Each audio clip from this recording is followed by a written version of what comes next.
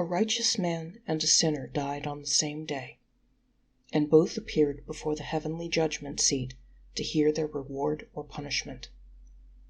First, the righteous man was called up. "What reward, in your opinion, do you deserve?" the heavenly judge asked him. "I deserve paradise," he said confidently. The angels laughed. "What makes you think you're so deserving?" the righteous man was asked. "I always lived uprightly," he answered. "I studied the Torah night and day. I faithfully observed all the 613 regulations of piety. Furthermore, I renounced as evil all the pleasures of life, lived with my ugly wife for 50 years, and never was unfaithful to her." "Truly, a tzaddik!" cried the angels rapturously. "Just a moment," called out the accusing angel. "I wish to call a witness who will disprove the tzaddik's hypocritical claims." Thereupon he called the soul of the tiny flea to the witness stand.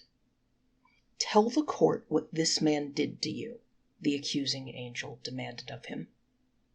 The flea then spoke. "One day, as I was taking a nap in his ear, what does this brute do but stretch out his huge hairy hand and crush me to death." "And when did that happen?" asked the accusing angel. "On a Sabbath." Triumphantly the accusing angel turned to the court. "Did the court hear that?" he cried. "This tzaddik killed a defenseless little creature, God's own creation, and on the holy Sabbath, too." The angels began to murmur angrily amongst themselves. "This is really a serious matter," the heavenly tribunal declared. "We cannot decide this case right away, so the judgment will have to wait until the coming of the Messiah. Until that time, it is decreed that the accused tzaddik and the witness flea shall both be confined in the same cell." And they led the tzaddik away. Then, tremblingly, the sinner came forward to be judged. "Tell us, what in your own opinion do you deserve?" the heavenly tribunal asked him. The sinner burst into sobs and wailed, "God's justice has at last caught up with me. I've no doubt that the fiery cauldrons of all the purgatories are already boiling for me, and serves me right, too. There isn't a vice that I didn't practice, a sin that I didn't commit, a holy precept I didn't violate. I robbed widows and orphans, stole from the charity box, slandered all my neighbors, and lusted after strange women. But I'm fully reconciled to my fate. Pronounce your punishment and let us be done with it." "What a wretch!" cried the angels in horror. "He deserves a place in the bottommost purgatory." "Just a moment," cried the angelic counsel for the defendant. "I wish to call a witness with whose testimony I will prove that not only was this man not the villain that he has painted himself, but is in fact a righteous man, a noble creature." And he called to the witness stand the soul of a charming young widow. "You tell your story," he bade her.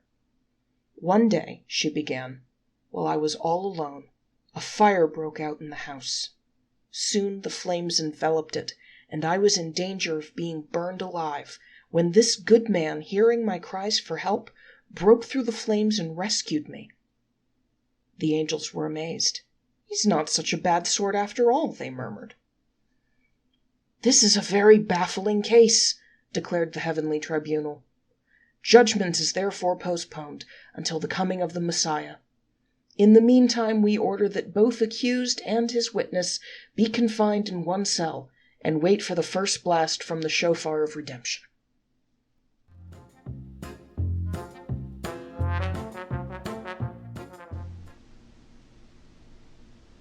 Thank you for listening.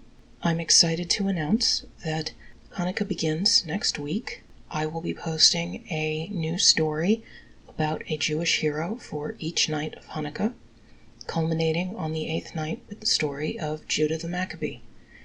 Please remember to like and subscribe so you don't miss anything.